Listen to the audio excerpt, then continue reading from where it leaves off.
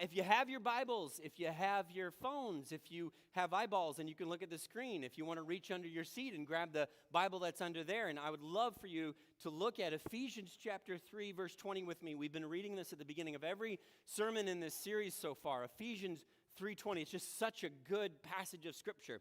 And this is what Paul writes to this church right in the middle of this book. And it's like he's stopping himself. He's like, I've been saying some stuff, but I just got to stop and I got to worship for a second. And he says, now to him who is able to do immeasurably more than all we ask or imagine, according to his power that is at work within us, to him be the glory in the church and in Christ Jesus throughout all generations, forever and ever. Amen. English gets a lot of its words from Latin, and Latin gets a lot of its words from Greek. I know, everybody knows this, right? Common knowledge. So sometimes when you're looking at the Bible, of course, the New Testament was primarily written in Greek. Sometimes you can look at these words, the transliteration, and you can see, oh, I understand what that word is, even if you don't read Greek. So, for example, there's a few key words in this passage that you know. Go to the next slide. So like immeasurably, that's a Greek word, hyper. You know that word, like hypersonic, hyperspeed, you know that. That makes sense. Or power. Can you think of any English words that we associate with that Greek word there? Yeah, dynamite. Yeah, that God is able to do hyper dynamite, the power that is that, and then what word do we get? I mean, obviously, right? Energy, right? We know some of these words, but you can see that Paul's getting really excited as he's dictating this letter. And then the thing that I think is so important to key in on, and the thing that we're going to look at this morning, is that little phrase, the two words in there, within us. Within us. Paul is writing, Paul is praising God, and he's saying there is this hyper dynamite energy at work within us. That's an exciting idea. That God, this creator of the universe, this being that we believe spoke everything into existence, that allows rain to fall on the just and the unjust and allows sunshine, that this God has his energy and his power and his goodness, and it works in us. That's an exciting idea. I think that's important for us to key in on. But what does it mean? What does it mean that God is somehow at work in you? What does that mean? Because I can guarantee you, a lot of you don't feel that. You don't feel, in fact, maybe this morning you're tired. You're like, I could use a little dynamite energy, hyper dynamite energy. You're just not feeling it, or maybe you feel distant from God, or maybe you feel like, I don't know, God did something in my life years ago, but I feel like I'm on autopilot at the moment. What does it mean that God's hyper dynamite energy is at work within us? I tried out for soccer my senior year of high school. Do I like soccer? No. Was I good at it? Also, no. Had I played soccer since second grade? I had not. In second grade, we were the Mud Stompers because I think the coach probably suggested that name because we paid more attention to the puddles on the field than the actual play. My dad said there was a lot of dandelion picking and the ball would just like go right by me. And I thought, why not give it another shot? It's time, let's see what I got. I didn't expect much. I thought I would try out, just who knows. So I'm in the locker room getting ready for the soccer tryouts with all these other players.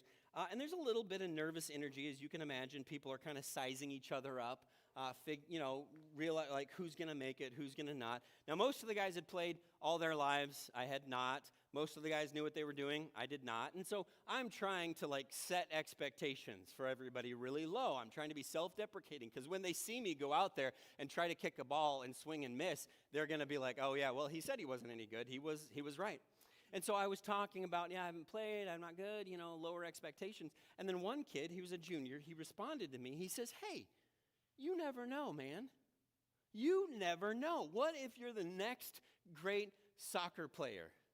What if that is in you? What if you go out there and it just all comes naturally to you? What if? And I thought, what a nice thing to say to someone that's potentially your competition. But then the second thing I thought is, maybe he's right. Maybe I am the next great soccer player. Maybe I do have the right stuff. I did not have the right stuff. I did not play on the soccer team my senior year of high school. But for about 15 minutes, I thought maybe there is something in me that I am unaware of. And I think those 15 minutes of that confidence and that potential is what Paul is getting at in this passage. That's the sentiment that God's power is at work in you, and that should spark the imagination. That should make you think, well, what if that's true? This God who created the sun and the moon and the stars and who created all life on earth and created the earth, if that's true, if that power is at work in me, what is God trying to accomplish in me and through me? It should spark the imagination. Where have you been selling yourself and God short in your life? Where have you been existing on autopilot where God is interested in getting you going and getting you revved up? What is beyond your asking? What is beyond your imagining that God is interested in doing in your life? I think that should spark the imagination.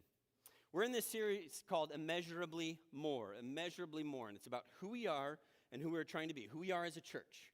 It's core values, essentially. Who are we and who are we trying to be? And there's 5 key areas. 2 weeks ago, we talked about intentional belonging, that we are a family, but family, community is hard. To belong is an uphill battle both ways. It's an uphill battle. It's hard. So if you've ever felt like, man, I want to be part of community, I want to be part of family, you have to put some real effort into it both ways. It's hard. Last week we talked about essential worship, and we said when life is hard, the most important thing we can do is worship God because that reorients us around what is real and true. And this week we are going to tackle the topic of joy-filled faith. Joy-filled faith. The truth is, it's actually easier to get excited about doing something than it is to actually do it. I told you a couple weeks ago that when I think about exercising, I literally feel healthier. I'm pretty sure my cholesterol drops, my heart gets stronger, just because I think I'm going to exercise. This is the type of thing, this is true, and maybe this is more about me than you, but it's the type of thing where if, like, for lunch, I think, I'm going to have a salad today. That totally changed. I'm like, man, I'm a guy who will have a salad for lunch. I'm pretty healthy. When you think about it, I haven't had a salad in about 20 years for lunch, but I'm like, I'm going to have a salad today. I end up having Oreos for lunch, but the residual excitement from being the type of person who might have a salad for lunch keeps me going. I just feel good about that. But it's a lot easier to get excited about something than it is to actually do it, and I think there's something similar with Christianity. You've experienced this too. You've thought, you know what? I'm going to do it. I'm going to read the Bible cover to cover. I'm going to do it. And you go out and maybe you're like, I'm going to get myself a new Bible for this project. You have several Bibles at home. You have a Bible app on your phone, but you're like, a new Bible is going to help me. And you get that new Bible. I will wait until I get the new Bible from Amazon. I got to wait 2 days. And you're like, oh, you know what? I probably will go ahead and get a journal because I want to write down some notes and questions. And so you go get a journal. I need a good pen. So you go get a good pen and you have your Bible and you have your notebook and your pen. And then you're like, I need to get up early in the morning so I have a little time before work to actually read my Bible and journal and interact with God a little bit. And then day 1, you hit snooze 12 times and then you're off. That's it. You got excited.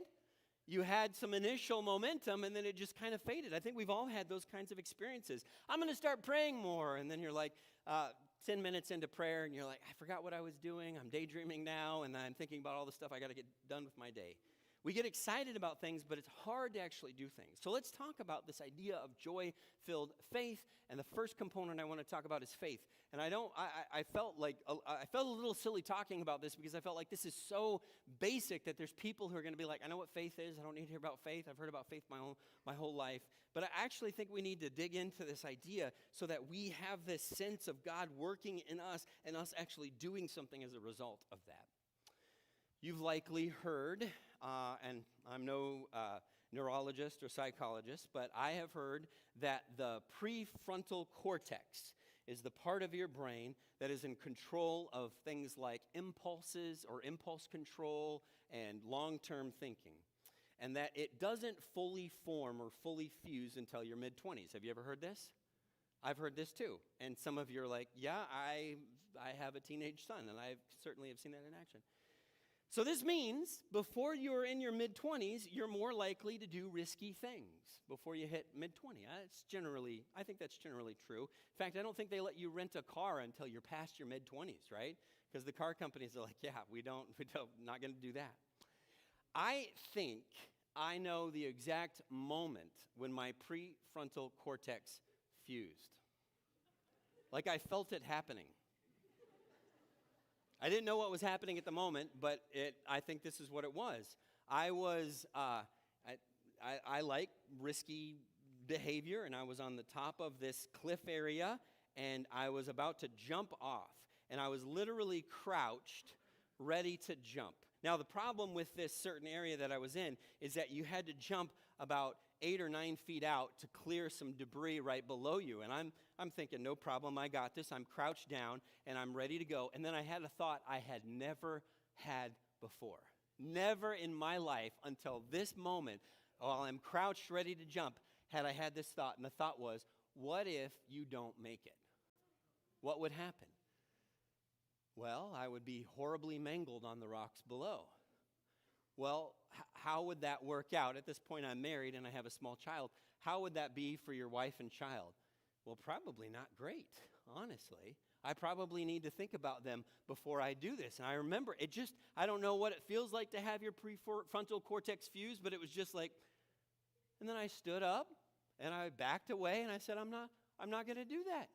My prefrontal cortex was like, Patrick, it's been a good run, but I think it's time to be responsible now. I'd literally never thought this thought before. Man, I probably shouldn't do that. And I think from then on, a lot of us operate in safe mode, where we're just inclined to think safely. And I think that's fine. There's a lot of good things. We filter all our decisions through safe mode. We buy a car based on how safe it is. How many airbags does it have? What's the safety rating on the car? We add the travel insurance. We go to the airport 8 hours early just in case. We don't know what the line at security is going to be like. We tell our kids when they're leaving home, what do parents tell their kids?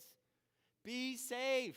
Be safe. I tell my kids all that all the time. Case in point, my son Liam has a broken arm. Currently has a broken arm.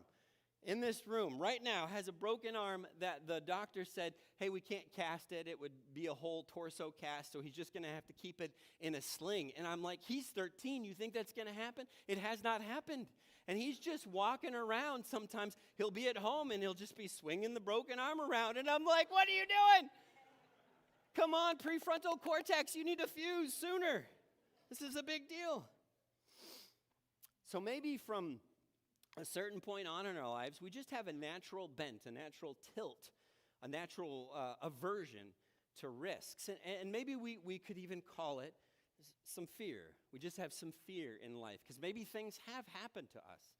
Maybe we've experienced consequences that were really unpleasant. But here's the dilemma. A life of faith will put you at odds with an instinct towards safety. This is important because this is where I think a lot of Christians get things mixed up. A life of faith, a life in pursuit of Jesus, a life of pleasing God, a life of doing what God is calling you to do will put you at odds with that fear and that concern about risk. A life of faith will put you at odds with the instinct for safety. We use faith to describe the whole ball of wax around Christianity. We use faith to describe like our beliefs that God exists and that Jesus is the Son of God, and we use that all the time. If a person says they're a person of faith, we're like, well, they believe certain things about God. But it might be helpful to tease out a distinction. I suppose we could use one of these. Just silly illustration, but I believe that this stool would hold my body weight. I believe it, and I'm certain it's true. In fact, if I needed to change a light bulb, I believe I could stand on this stool and it would be fine. In fact, I believe that I could stand on this stool in front of an audience of people, in a room full of people staring at me, and I would be fine. I believe that. Now, Some of you are like, please don't do it because your son has a broken arm. We don't want to see you get a broken arm. It's your birthday. Just please don't do it, right? Now, I'm not going to do it just to put your fears at bay. But I believe that, but I haven't really acted in faith until there's a situation that calls me to do that. Now, God's not calling me to stand on a stool for the kingdom of God. But if God were calling me to be sacrificially generous, I could say, I believe God will take care of me, but until I stand up and trust in that, it's not really faith. James wrote, the brother of Jesus wrote, faith without that action, without those works, it's dead. It's not really anything. It's just this idea. But until you put it into action, it's not really belief. I know some of you want me to stand on this stool, and you're like, I saw somebody get out their camera just to record the moment. Preacher fail, millions of views on YouTube. Faith will put you at odds with the instinct toward safety. Faith is the act of believing something to be so true that it must shape what you do, that it changes your schedule, that it changes the words that you say to the people around you, that it impacts how you engage the world, how you vote, how you drive, what you do with your Sunday mornings. Faith is this crucial factor of our lives. And it doesn't really mean anything if we say, I believe this, if we do not allow that belief to pull us into action.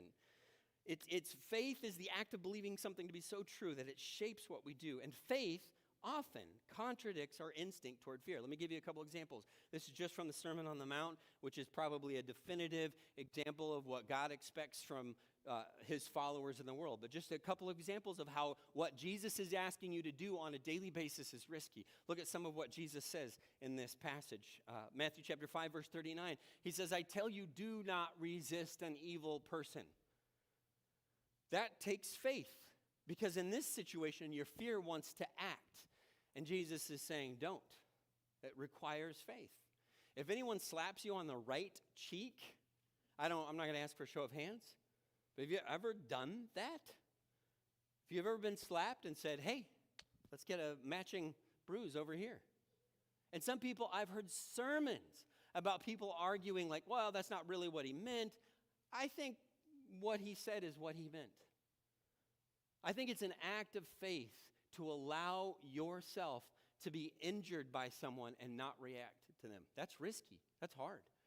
He says in verse 40, if anyone wants to sue you and take your shirt, give them your coat as well. That's scary. Well, I'm not going to have a coat then. Loving your enemies is risky behavior because you have to be in proximity from your enemies. I'll love them by sending them something on DoorDash. No, you have to be in proximity to your enemies in order to love them. Don't store up treasure on earth. That's risky behavior. That's risky behavior. Don't worry about tomorrow. That's risky behavior. Faith will put you at odds with an instinct toward safety. So, if God can do more in us than we ask or imagine, where have we said, I'll follow you, Jesus, but not there? That's too scary. I'll do what you want, Jesus, but not that. In the spirit of Meatloaf, God, call me where you want me to go. I will do anything for you, God, but I won't do that. In fact, can I be really direct and honest? I think self-preservation has made a lot of us disobedient. I have been disobedient to God because I was trying to preserve something that God has asked me to give up. I think self-preservation and fear has made some of you disobedient to God. Which I think brings us to the first part of this core value. We talked about faith, but let's talk about this joy-filled part. Let's talk about this joy-filled part. You've heard this a million times because it's part of our wiring and culture. We keep having to say it, but happiness is like being at an amusement park. This is a picture, I think, of the stroller section at Disneyland. Does that just stress anybody out? You're like, what if your stroller's like right in the middle there? It's just, happiness is like being at an amusement park. An amusement park is great in theory. Going to the amusement park, happy.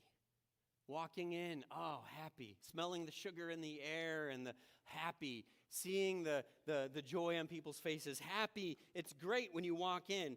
Paying $50 to park? Unhappy. Walk into your first ride of the day? Oh, happy. Realizing that it's a 90-minute wait? Unhappy. 29.6 seconds on the roller coaster? Happy. Paying $30 for a soda? Unhappy. Paying $40 for a terrible chili dog and fries? Unhappy. I think that there's getting sick because you rode a spinny ride right after eating a chili dog and fries? Very unhappy. Being in 98-degree direct sunlight all day? Unhappy. Forgetting to wear sunscreen? Unhappy. Realizing that you have 8 hours to go? Unhappy. My daughter was working at Cedar Point this summer, and it's one of Six Flags' major theme parks. It's got some of the best roller coasters in the United States. If you look up top roller coasters, several of them are at this park. And so we went to visit her, and we got free passes from her because she worked there to go into the park. Happy. We happened to go to one of the world's tallest, fastest triple launch roller coasters. Happy. The line at the front, it says it's a 90-minute wait. Unhappy. An hour into the wait, they said, we're having mechanical issues. Unhappy. We sat down on the concrete, waiting and waiting and waiting, and then finally they said, hey, the ride's not going to start back up today. Very unhappy. So we left the line. We had been there a couple hours. A couple hours later, I got on the park app, and they said, oh, the ride's actually back open. We got back over there in line, and 90-minute wait. Unhappy. Waiting. We finally got up to the front. This is my son and I. We were doing the rides. Kareem, for some reason, didn't want to do the rides. I don't know why. It's very strange. Anyway, my 13-year-old and I, no broken arm, we were doing the rides. And we got up to this, it's called Top Speed Thrill 2. I don't know, whatever. It's called some fun thing. Anyway, we got strapped in, and they locked us down, and the people that were strapping you in gave the thumbs up to the guy that presses the button and sends us shooting off, and they strapped us in. They gave the thumbs up, and then the guy in the little booth that presses the button to shoot you off said, we have to evacuate the ride. We saw lightning 20 miles away. Very unhappy. Had to get off the ride, literally on the ride, had to get off. We have to evacuate. We ended up riding it, and it was a lot of fun, but it was not worth 5 hours of my life. Here's the difference. Spending hundreds of dollars to wait in lines and buy expensive food at the amusement park, unhappy. And spending the day with my son, joy. That's the difference. It's not about the circumstances. It's not about the roller coaster ride of emotions. It's recognizing that my sense of well-being and joy needs to be attached to something else. Being able to spend the day with my son, joy. When he was grouchy because we didn't feed him a $40 hot dog, less joy, for sure. Same exact circumstances. And was I happy? Sometimes. But was there joy? Yes. And that's the difference between happiness and joy. And church, I want you to hear this. If you're watching online because you're also watching the Vikings game, I want you to hear this. I want one of our core values at church here to be joy. I want it to be part of who we are, part of how we engage with one another, part of recognizing like what a big deal it is that we are in a room with people who share similar beliefs and are longing for the same things, and we get to spend some time together, not just here in services, but in small groups and serving the kids down the hallway. I want one of those core values to be joy, because I've seen many Christians and many churches that are fear-driven. That it's all about the fear. And some of you have experienced it. You've been in places like that, and you know what I mean. I don't even have to explain what it feels like. And I don't think people's motives are bad, but because I do think that when you are talking about what it means to follow the creator of the universe, awe is an appropriate emotion. But I think it's like parents, you want your kids to clean their rooms and do their chores, put dishes in the sink, take out the trash, and you want them to treat you with genuine respect. But you don't want them to do those things because they're afraid of you. You want them to do it, and sometimes there have to be consequences, but you don't want them to do it out of fear because they're afraid that you're gonna impose some consequence on them. Some of you have had jobs where there was a culture of fear and anxiety and backbiting, and it was controlling and micromanaging, and there's judgment, there's gossip, and there's people fighting for the boss's limited attention and praise, and it's miserable. And there's churches that operate the same way, where God's love and grace is a scarce resource, and they just can't seem to afford to share it with the people around them. And the church itself becomes driven by fear and anxiety, and the culture becomes toxic. And that's not what I want for us. I don't want that to be. Let me give you just a small example of this. I have heard some people deride, not in this church, but I've heard it. I've been around churches long enough. They deride certain other churches whose worship is too energetic and enthusiastic. They're like, oh, they're just a happy, clappy church. You ever heard that? Oh, they're just a happy, clappy church. Wait, you're saying that like it's a bad thing.